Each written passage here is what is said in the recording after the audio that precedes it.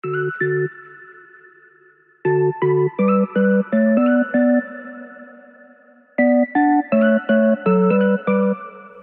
so I've been talking a little bit on my Instagram stories lately about mental health, and the reason why I've been doing that is I've been kind of going through some things that have just been a little challenging lately, and it's just life happening to me all at once. And I sort of mentioned on my Instagram stories that I was dealing with some things, and I talked about some anxieties that I was going through, and it really kind of resonated with you guys, and I was interested to see just how many DMs I got from y'all wanting to hear more about that. So if you don't know, I have a doctorate degree in cognitive psychology. I am not a therapist. I want to make sure that's real clear. I don't do therapy. All of my training is just in the research area. So I was going to be a scholar, an academic. I was going to teach at the universities and things like that. And life took me a different way, but I haven't lost that education and training. So I'm going to talk about things kind of from that perspective, but I just want to make it really clear that I don't diagnose people and I don't have any training or expertise there. Okay, just talking about myself. So I asked you guys on my Instagram stories which mental health thing that I deal with that you'd like for me to talk about, and it was kind of a pretty close split. The two things that I asked about were having high functioning anxiety or being an outgoing introvert, and the high functioning anxiety sort of edged it out, so that's what I'm going to talk about first. But I really wanted to talk to you guys about being an outgoing introvert because that one is more exciting, so I will definitely get to that. We'll talk about that in my next story.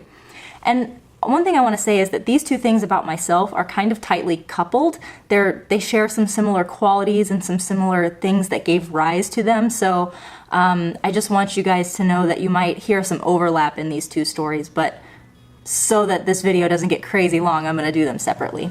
So I have what I would call high functioning anxiety. High functioning anxiety is where you're the kind of person who copes with feelings of anxiety, but you still somehow manage to go about your day and no one is the wiser. And that has been me since I was about the age of 15. I think I escaped a lot of diagnosis that probably would have been healthy from a very young age because my struggles were internal and I didn't even know that I was experiencing the world any differently than anybody else was. So I didn't think that I needed to seek out help either. I thought the way I viewed the world and the things that worried me and my internal emotional barometer was just normal. So anxiety, it really comes from a lot of different reasons, but it has its root in a faulty way of looking at the world, having a faulty way of thinking or feeling about things, and for me, that has been really true. I'll get into how it has translated into my adult life, but I want to talk about how it kind of began. I think that I was really about the age of 15 or 16 when I started noticing that I am an intense feeler. So I am not the kind of person who, like, if you ask me where I am on a scale of 0 to 10 in terms of any emotion I'm feeling, it can be happiness, sadness, anger, I am either a 0 or a 10. I feel the world in extremes. So I either am elated and exuberant and just the happiest person in the world, singing and dancing all over the house, and that's the only level of happy that I have, or I am depressed and despondent and can barely figure out how to make it through the day. And that's my version of sad, and it's the only version of sad that I know. And that in and of itself creates some problems with being functional. But where the functional side of it comes in is being able to recognize that the way that you feel things, the way that you experience the world, is different than other people, and it's not socially acceptable, and so you find a way to not manifest those things that you're feeling outwardly. So at 15 years old, when I started noticing the extreme way that my emotions were, I was always holding them back. I was always kind of just like really coveting my feelings and keeping them private to myself, never sharing them with anybody. And what happened was I developed a nose twitch. And I think people who knew me back then may or may not have noticed it, but it was something that I was very, very much aware of. And anytime I found myself in a situation that had me stressed out or uncomfortable, oh, I feel it kind of happening now that I'm talking about it. My nose would twitch like a rabbit, like it would go like this.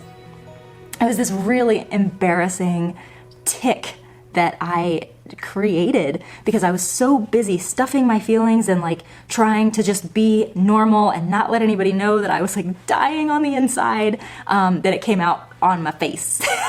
So that was my first experience with anxiety, and really my first experience with figuring out how to be functional, which is just stuffing it down and having it manifest in weird ways. Where I felt like I was going through crippling anxiety was actually when I was in graduate school. And at that time, I was pretty normal. I had lots of friends, I had lots of fun activities and hobbies and things that I was doing, and life was really, really good. But grad school was hard, and there were really high expectations. You're almost constantly being disapproved of, even when you're doing well. And I also didn't get along very well with my advisor, which didn't help things. And one day things had gotten so tense and difficult in school and in the lab that I worked in, that I noticed one day when I got to the lab, which was always locked with a key, the minute I put my key in the lock, I would start getting heart palpitations, like extremely awful anxiety. My heart was racing to the point where I thought I was going to pass out. And I remember just sitting outside of the door with my key, like at the lock, and just like summoning every ounce of mental courage I had, like taking a few deep breaths and walking through the door. And I feel like nobody in my lab ever knew that while I was there working at my desk or being in meetings or talking to people, my heart was thumping out of my chest with nonstop anxiety. And it was so bad that like I kind of only wore dark clothes to work because I would just pour sweat. And this is embarrassing to admit, but I can remember sitting in a meeting where I was very uncomfortable, having extreme anxiety that I didn't even know where it was coming from. I didn't know what I was stressed out about. There was really no stimulus there.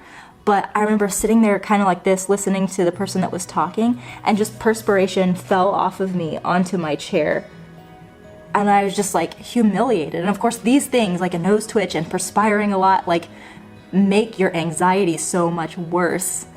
Especially when you're trying to be a functional person and you don't want the world to know that you're going through something that's so traumatic right now, and you're sitting there with your face stoic and nodding along and talking, your voice isn't quivering, but on the inside you just want to die.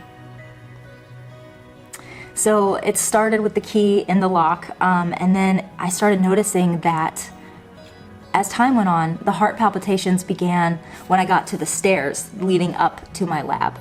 And then the heart palpitations started when I got to campus. And it seemed like these heart palpitations, they started moving further and further back until finally it was, I woke up in the morning on days that I had to go to school with my heart palpitating out of my chest.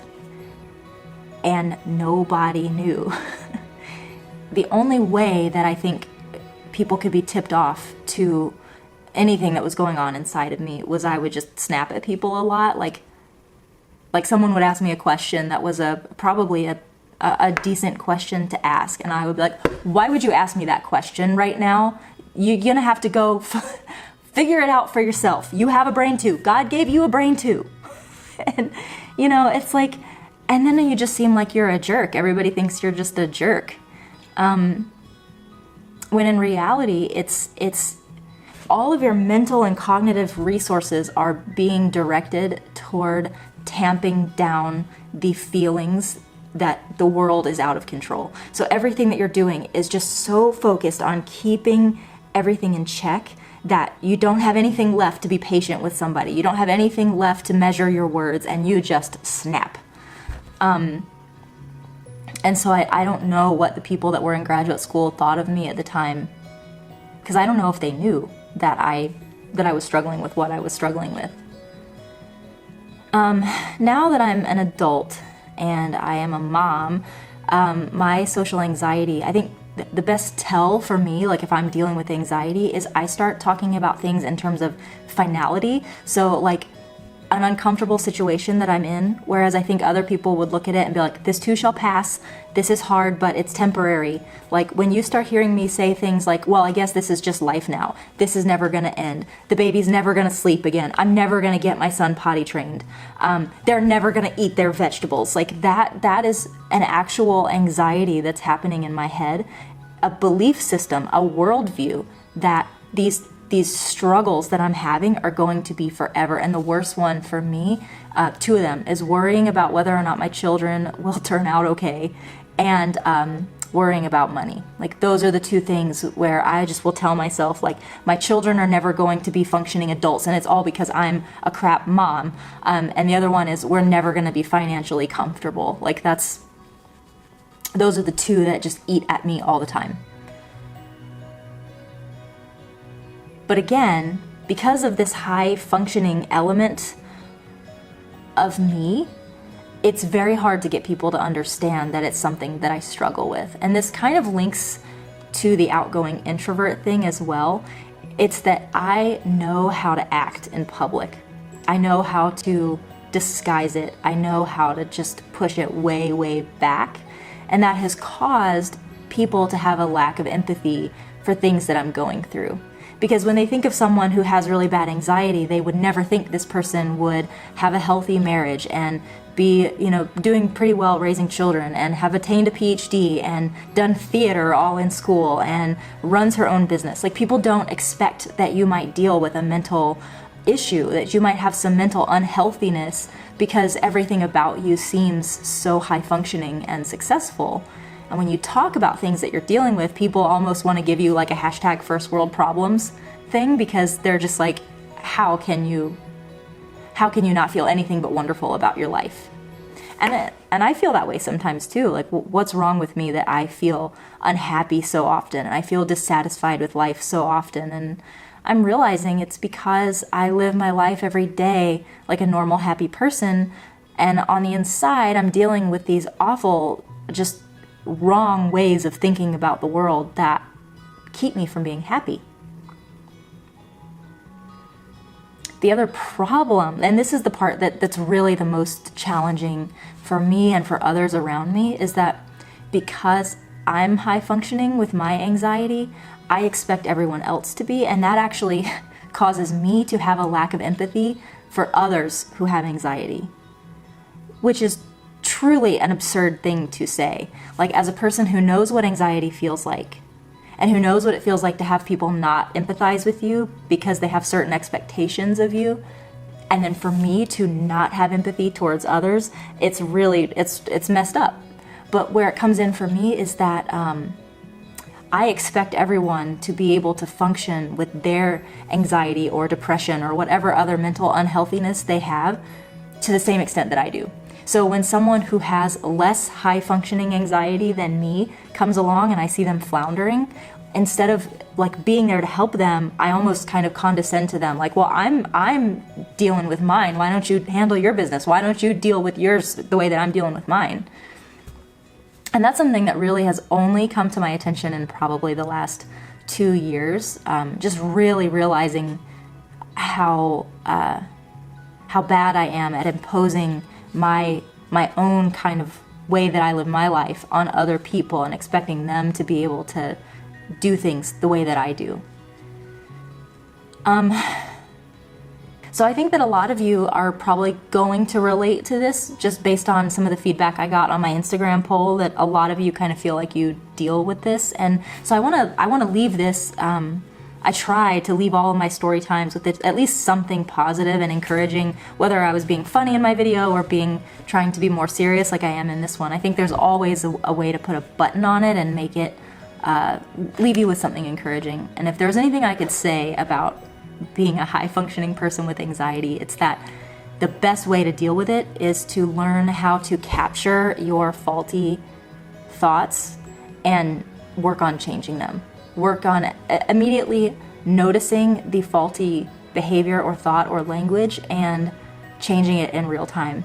So for me, the self-awareness had to come. Like, I don't actually know when I'm having bad anxiety until it either manifests into a panic attack like I had last week, which was not fun, or else I have to notice language that I'm using that I have learned is indicative of an internal anxiety thing that's happening outside of my awareness. So I've learned when I hear myself saying things like, it's going to be this way forever, it's never going to change, it's always going to be like this, I have to hear that and I have to stop and say, okay, wait a minute, that's what comes out of my mouth when I'm having anxiety. So now I need to sit down and change that thought process and stop this in its tracks so that I don't let this run away and turn into a panic attack. So for me, it does come down to telling myself things like, if it was good once, it'll be good again. It just might not be good right now. And having a mantra like that, something that I can say to myself over and over again, it helps. So you're welcome to use my phrase. It goes like this: if it was good once, it'll be good again. It just might not be good right now. And if that doesn't work for you, then figure out what is the thing that works for you. Because let me tell you, friend, we can't be living with anxiety all the time and pretending like it's not happening. Like it's just, we just won't make it. So anyway, that's my little ramble all about high functioning anxiety and how I cope with it and how I deal with it. If you want to hear more, maybe I can do a follow-up story, but this video is already almost 20 minutes long, so I'm gonna stop it now and probably edit some stuff out. My next story time will be all about outgoing introverts. I'm looking forward to doing that one because that's actually a lot of fun to talk about. Love ya, mean it, always. Mwah. And if you can relate, leave me a comment down below. Bye-bye.